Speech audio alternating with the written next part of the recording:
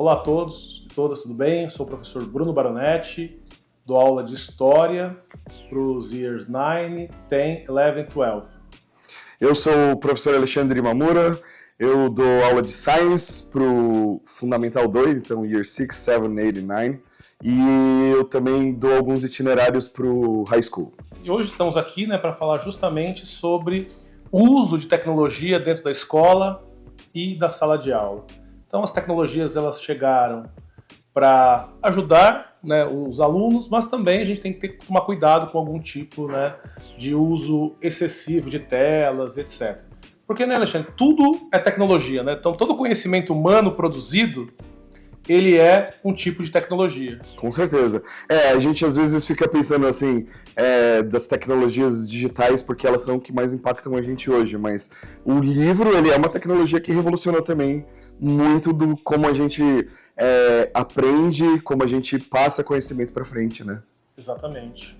Então eu queria citar já um livro que serviu de base aqui para o nosso debate, que é o livro do professor Jonathan Haidt, que chama A Geração Ansiosa, e ele faz uma pergunta, estamos super protegendo nossos filhos no mundo real, mas não estamos protegendo eles bastante na internet. Ele é psicólogo, americano, e o subtítulo do livro é Como a Infância Hiperconectada está causando uma epidemia de transtornos mentais. Então a ideia do livro é explorar como essa hiperconectividade, o uso excessivo de tecnologias digitais estão impactando a saúde mental das crianças e adolescentes.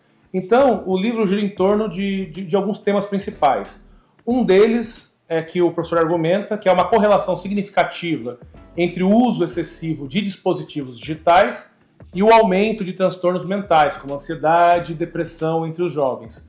Outro ponto é como que as redes sociais elas impactam na saúde mental desses jovens. Porque eles não estão preparados para ter contato com uma série de coisas que existem nesse mundo, como haters, como inadequação, exclusão, cyberbullying, Então, predadores virtuais, então uma série de coisas que esses alunos, essas crianças e adolescentes estão expostos na internet, e como que isso impacta na saúde mental deles. O livro também sugere que uma precoce exposição a telas pode interferir no desenvolvimento cognitivo e social das crianças, prejudicando algumas habilidades, como a empatia, como a comunicação. E, por fim, ele fala o quê? Que é papel dos pais e dos educadores para enfatizar a importância de estabelecer limites saudáveis para o uso da tecnologia e que é fundamental também os alunos desenvolverem outras atividades offline, sobretudo na área de esportes e lazer. Eu achei bem interessante, assim, que esse livro ele é bem recente, Ele é desse ano já, ainda, De 2024. Foi publicado nos Estados Unidos no ano passado e traduzido esse ano, isso mesmo. Bem bacana, porque todos os artigos científicos que eu procurei a respeito de como a gente pode guiar melhor os nossos jovens adolescentes, para o uso dessas tecnologias, eles vão mais ou menos para esse caminho. A gente precisa estimular um controle melhor desse uso de telas, desse uso de dispositivos digitais. Então, eu acho que um dos artigos mais interessantes é que a Sociedade Brasileira de Pediatria, e eu vou deixar aqui linkado esse manual que eu vou mencionar, que é um manual de orientação para lidar com a saúde desses jovens e adolescentes em relação às tecnologias digitais, em como a gente pode trabalhar usando essas tecnologias digitais sem que ela prejudique muito. E eles fazem uma introdução bem bacana, assim, é um artigo bem escrito do ponto de vista técnico, E eles mostram que quando a gente fala das redes sociais, essas redes sociais elas têm dois grandes problemas, O primeiro deles é a liberação da dopamina, que é um neurotransmissor ali da recompensa, de uma maneira muito desenfreada, Então a maior parte das redes sociais elas foram construídas para que a gente tenha esse impulso de ficar dando like, de ficar vendo coisas curtinhas que dão aquela satisfação momentânea, e isso vai mascarando, às vezes, problemas de socialização, vai mascarando problemas, inclusive de depressão e de ansiedade, porque naquele instante que o adolescente, o jovem, até a gente, né, tá ali fazendo o que os pesquisadores chamam de doom scrolling, né? Então, ficar sem parar ali mexendo no celular. Quando a gente está nesse movimento, a dopamina está sendo liberada. Mas quando a gente fica longe, aí você tem uma sensação ali de dependência, né? De abstinência, no caso, de falta dessa dopamina toda. E esse é um problema muito grande, porque ele vai causar ali essa vontade incessante, assim. Então a gente que trabalha ali na sala de aula direto, a gente vê que mesmo quando a gente tem uma escola bem organizada, que não é permitido usar celulares assim no ensino fundamental 2 de maneira nenhuma, só para algumas atividades muito específicas, a gente vê que eles têm aquela ansiedade de querer estar perto do celular, né? E inclusive tem alguns médicos já chamando isso de nomofobia, a fobia de ficar longe do celular, né? Essa ansiedade extrema. E junto com isso, né, as associações ali de médicos, eles têm até um CID, né, que é o CID, se eu não me engano aqui, deixa eu olhar, o CID-11, que ele é sobre dependência digital, porque tem muitas crianças e jovens já sendo diagnosticadas com uma dependência severa, seja dos joguinhos digitais, seja às vezes só das redes sociais, né?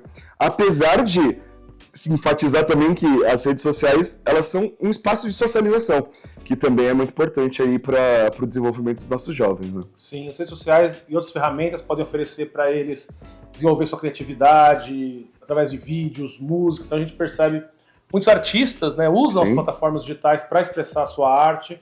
Eles também conseguem fazer conexões sociais, conseguem se conectar com amigos, com professores, com pessoas, né, do mundo inteiro. Por exemplo, se não fossem as tecnologias digitais, se não fossem o suporte de telas, na pandemia, por exemplo, a educação escolarizada teria implodido, na verdade. Então foi através das aulas digitais, né, que a gente conseguiu manter o sistema educacional. Então elas têm um papel importante na educação. Por exemplo, tem aplicativos como o Duolingo, que ensina idiomas para os alunos. Então tem muitas ferramentas, a árvore de livros, que comentávamos aqui há pouco, uma ferramenta que incentiva a leitura. Então você tem muitos jogos, muitas ferramentas digitais que possibilitam isso, né? O próprio Google, por exemplo, possibilita os alunos terem um acesso à informação que gerações anteriores demorariam dezenas de anos para reunir toda essa pesquisa, toda essa informação, e os alunos conseguem ter isso hoje rapidamente. Então, as tecnologias elas surgem para facilitar a vida do ser humano, para facilitar e para melhorar o aprendizado. Só que tudo depende do uso, né, Alexandre? Com certeza. Quando a gente pensa sobre esse uso, né, é muito importante a gente lembrar que a internet ele é um mundo muito aberto, né? Tanto que a gente começou chamando ali de World Wide Web. Então é a rede mundial assim, que vai para todos os lados. E quando a gente pensa nesse uso, principalmente dos mais jovens, né? Então, principalmente ali dos mais novinhos, esse uso ele tem que ser monitorado, né? Então, tem uma pesquisa que eu também vou deixar linkada, né? Que é a TIC Kids Online, né? Que é uma pesquisa que ela é feita anualmente. E essa pesquisa ela mostra pra gente que a idade que as crianças tiveram o primeiro acesso à internet, ela é muito, muito jovem. Então, tem crianças, assim, um quarto das crianças que foram estudadas ali nessa pesquisa, elas, na verdade 24%, não é exatamente um quarto, mas é quase um quarto ali, tiveram acesso à internet e a dispositivos digitais antes dos 6 anos, né, que é altamente não recomendado ali por todos os médicos, todos os psicólogos que trabalham com o desenvolvimento infantil, né. Então, esse monitoramento de perto, ele é muito importante. E quando eu estava fazendo essa pesquisa, eu cheguei assim, eu tive uma epifania, um insight muito interessante, né? Que quando a gente tem um comportamento que ele não faz muito bem, a gente sabe que ficar do celular o tempo todo é ruim, né? Quando a gente é adulto, às vezes a gente até se monitora um pouco assim, nossa, eu tô muito no celular, tô perdendo a conversa com o meu amigo do lado, ou colega de trabalho, né? Perde às vezes umas conexões humanas importantes. Só que quando a gente tem esses comportamentos que a gente acha que é um pouco inadequado, na frente de criança, geralmente a gente se tolhe um pouco, né? A gente se contém. Então, se a gente é fumante, a gente fica evitando fumar na frente de criança. Se a gente gosta de beber algum drink, alguma coisa, a gente evita ficar bebendo um monte na frente de criança. Mas a gente tem esse problema com o celular, né? Poucos são os adultos que ficam ali se contendo na frente dos jovens de usar o celular o tempo todo. Então, eu estava vendo os últimos artigos, assim, falando sobre esse monitoramento, eles estavam ressaltando já muito a importância do exemplo, né? Então, quando a gente chega e fala para um jovem assim, você vai usar celular por 2 horas por dia, no máximo, que já é uma quantidade bem razoável de tempo, né? Imaginando que eles gastam bastante tempo estudando com as atividades escolares e tal. E aí, os pais, eles fazem isso, mas aí eles mesmos passam o tempo todo ali na frente dos dispositivos, trabalhando o tempo todo, então é muito importante esse monitoramento junto com os exemplos, né? E junto, já emendando um pouco aí esse assunto do monitoramento, quando eu falo de monitoramento, pode parecer às vezes um pouco invasivo, mas a internet ela é um mundo muito, assim, não é que completamente sem regras, ainda bem que hoje em dia a gente já tem várias organizações que conseguem controlar um pouco do conteúdo, que fazem ali esse trabalho, mas é muito importante a gente acompanhar que tipo de conversa os nossos jovens eles estão tendo com os outros na internet, porque eles não sabem, às vezes, lidar um com o outro, né? Porque quando é dentro da sala de aula, por exemplo, a gente trabalhando assim com história, com science, a gente acaba trabalhando também com conflitos ali entre as pessoas. Eu quero fazer trabalho com aquela pessoa, não quero com a outra. Por quê? Por que não? Vamos tentar trabalhar junto, né? Então, esses conflitos em sala de aula a gente consegue resolver. Mas quando é nas redes sociais, às vezes fica tudo muito escondido. Então, a gente tem que tomar muito cuidado com isso. E o monitoramento de perto é muito importante. Então, o contato com a família chega lá e perguntar com quem que você conversa na internet? Me mostra o que você acha legal. Então, tem às vezes umas dancinhas de TikTok que são super, assim, inofensivas no sentido de é só uma dancinha e tal. Mas tem muita coisa inapropriada na internet, né? Sim, são expostos a muitos conteúdos inapropriados e muitas redes, inclusive criminosas, usam isso para chegar aos nossos jovens, né? Pois é. Quanta quantidade de golpes que todas as faixas etárias, né, sofrem na internet. Sim. Então, uma coisa muito importante, que a gente está falando dos cuidados necessários para o uso da tecnologia em jovens, é estabelecer isso que você falou, limites de tempo, né, saudáveis, e associar isso a outros hobbies e interesses das crianças, que não envolvam tecnologia, como leitura, artesanato, jardinagem, tocar um instrumento musical. Sim. A musicalidade tem um papel gigantesco também no desenvolvimento cognitivo dos jovens, colocar eles para tocar um instrumento musical enquanto nos primeiros anos, né, de infância. Então isso produz, né, um efeito pedagógico muito maior nesse momento do que ele ficar apenas imerso em telas. Os pais têm que continuar tendo esse monitoramento constante. Então a gente está falando de crianças, né, menores de idade. Então essa supervisão, colocar controles parentais nos computadores dos filhos, isso é muito importante para que eles não sejam, né, não estejam aí submetidos a sites inadequados, pornografia, jogos violentos que mexam, né, com essa questão que você falou da ansiedade, porque a gente sabe como esses jogos trabalham justamente essa questão da recompensa, né, no cérebro, da dopamina, então como isso vicia muito rápido. E a gente vê inclusive famílias viciadas em jogos online, essas bets agora que estão aí popularizando, então elas patrocinam times de futebol, a gente sabe, por exemplo, como que os jovens gostam, né, de torcer para um time, e aí tem uma empresa de esportes que patrocina isso, como esses jovens estão cada vez mais cedo também tendo contato com esse mundo das apostas, e como que isso pode prejudicar como isso prejudica as famílias, inclusive financeiramente. Então tem muitos riscos hoje, né, na internet. Então, conhecer, né, ter uma educação digital saudável é fundamental que os pais tenham esse controle para que eles tenham uma segurança online, né? Isso e como você falou, né, dar esse exemplo positivo, né? Isso é muito importante. E eu gostaria de falar também, como professor, Sim. de uma tecnologia muito importante, muito conhecida de todos, que jamais vai ser substituída, que é o nosso famoso livro. Sim. Essa é uma tecnologia muito importante. O livro e o caderno. Então, eu acho que, sobretudo no Fundamental 2, você também é professor de Fundamental 2, eu acho que o aluno ter um livro e um caderno organizado, isso é fundamental para que a gente consiga ter todas as etapas de um processo de aprendizagem, não é verdade? Então, com o livro e o caderno, o aluno vai ter mais foco, mais concentração, ele vai ter menos distrações. Né? Eles oferecem, porque aqui na tela toda hora pode ficar... A gente sabe, por exemplo, quando a gente está trabalhando com uma rede social aberta, toda hora vem uma notificação, Sim. toda hora vem alguma coisa que visualmente é atrativa, que nos tira do foco do trabalho. Então imagine isso, né, para jovens que estão dentro desse processo de aprendizagem.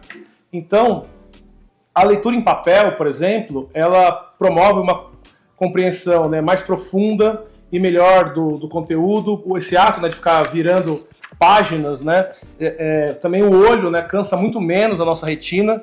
Então, cada vez mais a gente percebe jovens com problemas de visão, né, com miopia, astigmatismo e uma série de outras doenças oculares que também são causadas pela questão da tela. A ergonomia que você faz ao ler um livro, né, ao escrever no caderno, é diferente de quando você fica com a ergonomia Sim. de digitar, né, de olhar para baixo, né, para uma tela. Então, isso vai reduzir a nossa fadiga ocular, né, vai ter uma postura mais econômica. O uso de caderno permite que os adolescentes organizem melhor as ideias de forma linear. Sim. Então, enquanto que a gente precisa ir para baixo para ler um texto, como a gente vai ler no livro, né, sempre da esquerda para a direita, de cima para baixo, então é um processo também que diminui essa questão da ansiedade, né, um processo que vai sendo também mais linear para o aluno, né, não tem todas essas quebras. Então, isso é muito importante. E também permite que os adolescentes e os alunos expressem sua criatividade, colocando desenhos, mapas mentais,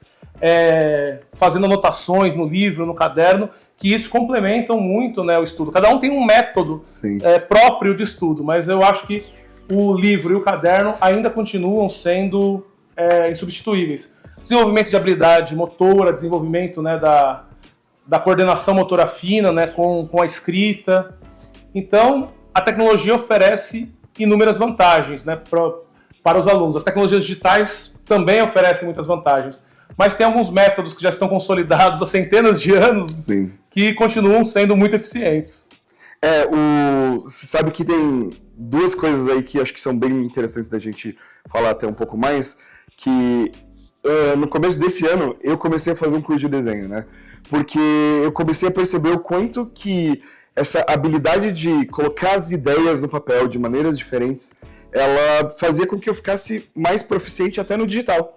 Eu conseguia ter uma clareza maior do que eu queria, e aí eu tenho também cada vez mais estimulado os alunos. Eu chego proponho para eles fazerem um cartaz, um pôster. Aí eles sempre chegam assim: professor, eu posso imprimir as imagens para depois colar no cartaz? Eu falei: não, vocês têm que tentar desenhar. Aí, professor, mas a gente nunca vai desenhar assim na vida real, né, mais para frente.